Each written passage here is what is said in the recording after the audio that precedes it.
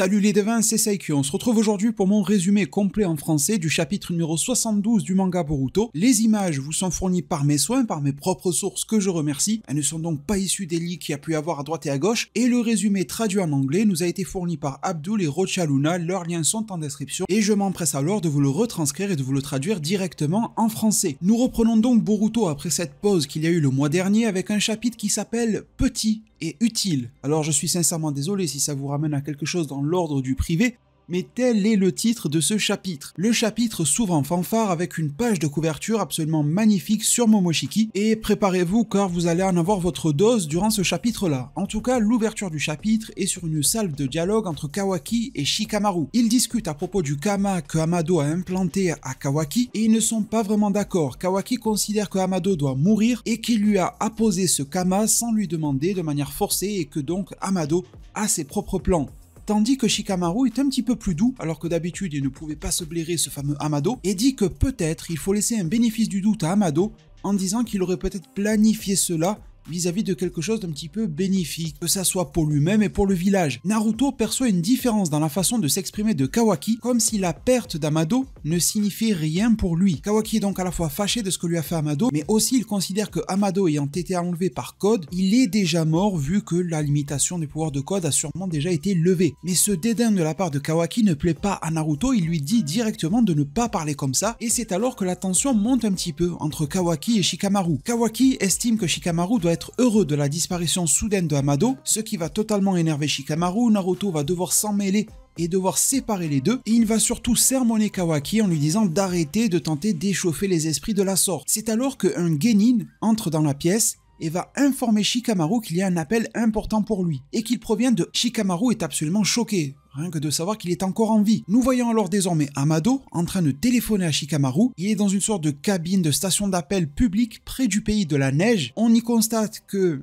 Ada, Daemon ont changé leurs vêtements, il y fait donc extrêmement froid. Ils sont vêtus en fonction des conditions climatiques des lieux. Amado va révéler qu'il a été blessé par Code à Shikamaru, mais il va aussi lui dire qu'il est heureux d'entendre sa voix de nouveau. Ada porte un énorme manteau de fourrure, mais qui ne semble couvrir que la moitié supérieure de son corps. Le bas du corps doit avoir peut-être un petit peu trop chaud, elle n'a pas besoin de le couvrir, même au pays de la neige. Et Daemon porte également un manteau et profite d'une balade sur le dos d'Ada qu'il est en train de chevaucher. On peut donc dire qu'il est à Dada. Shikamaru commence à interroger Amado, il trouve cette situation invraisemblable, il se demande que s'est-il passé là-bas, et Amado révèle son emplacement à l'heure actuelle, et déclare qu'il leur faudrait sûrement 3-4 jours pour revenir à Konoha. Et tandis que Amado est en train de balancer toutes les informations à Shikamaru, ce dernier le coupe et lui demande où se trouve Code. Amado va alors dire la vérité, dire que les ponts ont été coupés entre Code et Bug et son propre groupe, Amado, Ada, Daemon, et que les deux cyborgs n'aideront plus jamais Code. Shikamaru se réjouit de cette situation.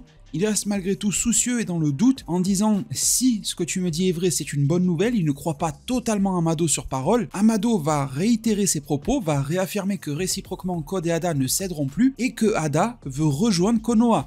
Amado suggère qu'il était plus facile de convaincre Ada après que Shikamaru ait fait la proposition lui-même, c'est vrai il y a quelques chapitres en arrière, de rejoindre le village également, même si ça faisait plus partie de la stratégie de Shikamaru qu'autre chose, mais ça lui a permis de réfléchir. Shikamaru se souvient alors qu'il n'y avait pas que Ada avec Code, il y avait aussi le petit Daemon. Il demande qu'est-il arrivé à cet allié puissant. Amado est quelque peu surpris de découvrir que Shikamaru connaissait déjà le gamin, et le nom Daemon, qui fait penser donc au démon d'une certaine manière, fait peur à Shikamaru lorsque Amado va le prononcer. Shikamaru va demander qui est-ce, et il semble plutôt déstabilisé vis-à-vis du fait que Amado emmène également cette personne à Konoha.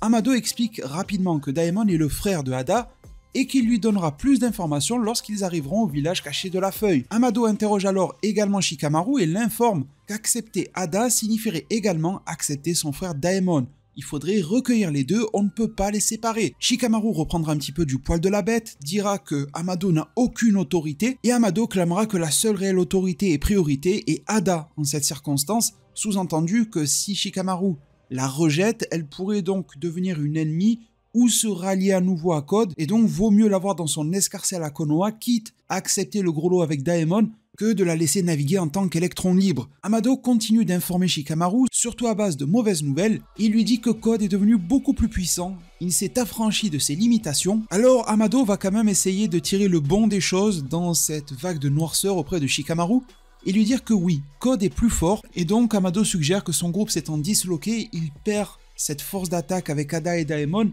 quitte à avoir augmenté sa puissance de manière individuelle. Amado va clôturer la conversation en disant à Shikamaru de gérer la situation. Il va même le brosser dans le sens du poil en lui disant « Tu es doué pour gérer ce genre de choses, n'est-ce pas? Alors je te laisse te charger du reste, ça ira. » Et il reste alors soumis à l'interprétation de chacun de savoir si c'est quelque chose de sincère de la part de Amado, sous-entendu que Shikamaru a vécu beaucoup de choses, ou alors est-ce qu'il est dans la manipulation totale pour l'amadouer un petit peu. Shikamaru va indiquer à Amado, Ada et Daemon de retourner à Konoha dès que possible, car il a beaucoup de questions à poser. Tandis que Amado raccroche, Ada va l'interroger sur cette figure de style qu'il vient d'employer à l'oral lorsqu'il s'adressait à Shikamaru. Ada va alors rappeler à Amado qu'elle ne se fait aucun souci de ce que Amado désire. Elle réitère le fait que sa seule raison d'aller à Konoha est parce que Amado lui a promis qu'elle se rapprocherait de Kawaki, ni plus ni moins. Et si cela ne fonctionne pas, elle lui réitère le fait qu'elle va le tuer. Ada continue de proférer des menaces envers Amado et elle va même clamer qu'elle aimerait pouvoir le tuer tout de suite. Daemon va s'introduire dans la conversation et confirmer cela en disant qu'il sera le premier d'ailleurs à passer le cap lorsqu'il s'agit de le tuer. La scène revient à Shikamaru et dès que l'appel est terminé, il convoque une réunion d'urgence. Il exige la présence de Naruto, de l'équipe 7 dont Kawaki. La scène va transiter vers la chambre de Boruto. On le voit se préparer pour une mission mais son bandeau, le même que Sasuke lui a donné.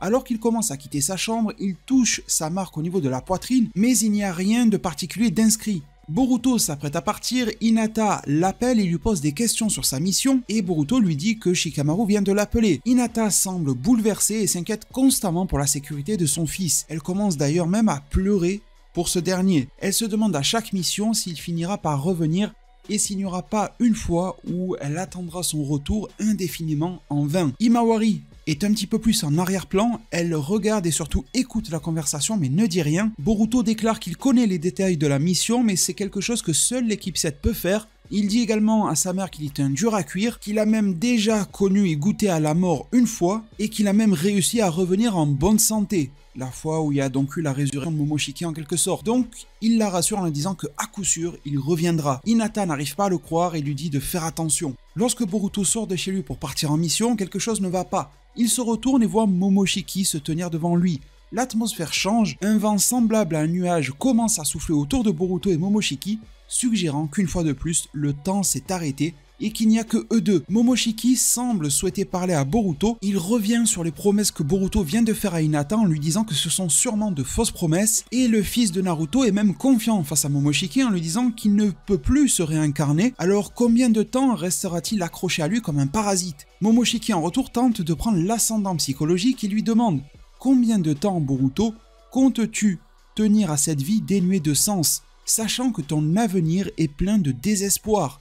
Boruto est décontenancé et Momoshiki répète ses propos. Il va même clamer, je cite, « Je t'ai dit il y a longtemps que tu perdrais tout, et cela pourrait arriver plus vite que tu ne le penses. » Boruto regarde Momoshiki d'une manière très frustrée. Momoshiki veut en fait avoir Boruto à l'usure et lui dit qu'il va perdre la volonté de vivre et qu'il voudra fuir ce monde. Il veut alors prendre sa vie et prendre sa place et vivre en tant que Uzumaki Boruto. Petite parenthèse ego trip si vous me le permettez, mais c'est exactement ce que j'avais prédit dans cette vidéo qui s'affiche à l'écran. Bref, parenthèse refermée. Boruto continue de regarder Momoshiki d'une manière frustrée, mais Momoshiki continue de dire à Boruto ce qui va se passer. Il lui dit d'ailleurs de ne pas s'inquiéter si cela arrive, car Boruto restera en quelque sorte en vie, mais terré dans un coin de son esprit et tout ira bien. La réincarnation n'est plus réellement un problème si Momoshiki peut monopoliser ce corps. C'est tellement ce que je disais en prenant l'exemple de la monture comme dans Bleach, etc. Pour Momoshiki, prendre le contrôle total de ce corps et renvoyer Boruto dans un coin de son esprit, c'est la même chose que se réincarner. Cela arrivera dans un futur proche et quelle que soit la forme que cela prendra, Boruto n'est qu'un réceptacle aux yeux de Momoshiki encore à l'heure actuelle. Il semble alors que Boruto en ait assez de ce que Momoshiki vient de dire et Boruto va lui répondre de se la fermer et qu'il préfère littéralement mourir que de lui donner son corps. Momoshiki clamera que peu importe, la destinée de Boruto est déjà toute tracée. Momoshiki disparaît, Boruto ressent que le temps est en train de reprendre son cours, qu'il peut se remettre à bouger plus librement. Il veut attraper Momoshiki, il veut aller à la confrontation avec lui, mais il est incapable de lui faire du mal et il est alors extrêmement frustré. C'est alors que ses camarades Mitsuki et Sarada apparaissent derrière lui. Les deux ne remarquent pas grand chose si ce n'est que Boruto a l'air d'être prêt pour partir en mission. Ils sont un petit peu en décalage avec ce que vient de vivre Boruto. Mais Sarada est un petit peu plus lucide et va remarquer que quelque chose cloche un petit peu avec Boruto et il va alors déchaîner sa frustration en criant « Ne parlez pas », de ne pas juger ses actes, de ne pas clamer qu'il y aurait un non-sens dans ce qu'il fait et qu'il est celui qui décide de son avenir.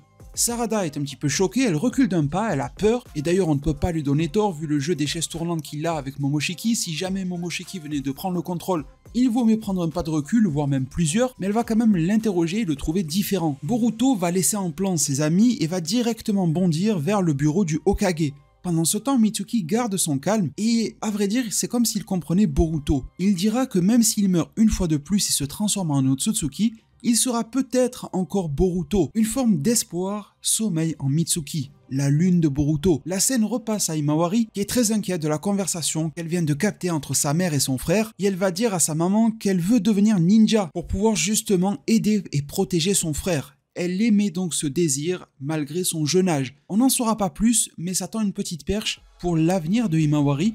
Ça pourrait être une motivation pour elle à devenir puissante. En tout cas, la scène revient à son frère. Se dirigeant vers le bureau de son père, il regarde le kama dans sa paume de main et clamera qu'il ne laissera pas faire Momoshiki. Il est rejoint assez rapidement par Mitsuki et Sarada, et la scène transite une fois de plus, cette fois-ci du côté maléfique, Code et Bug. Ils arrivent dans la dimension du Jubi. Et là encore, ça va être explosif. Vous savez qu'il y a plusieurs stèles liées à des Otsutsuki, eh bien Code passe par celle de Ishiki. Je pense qu'à ce niveau de vénération, Code n'a plus qu'à regarder l'échographie de Ishiki pour voir un petit peu ce qui sommeille à l'intérieur de lui, parce que là, il l'a retourné dans tous les sens déjà. En tout cas, c'est la stèle qu'il a marquée pour pouvoir transiter, se téléporter de dimension en dimension, dont notamment celle-ci. C'est un lieu dans lequel normalement on peut se déplacer à l'aide d'un ninjutsu spatio-temporel, Sasuke, Jigen, etc. Mais Code, lui, utilise sa technique de griffe. Ce dernier s'approche du Jubi et va le féliciter et lui dire qu'il est un bon garçon. Le jeu des transitions continue, Sarada et Mitsuki arborent leur tenue habituelle de mission.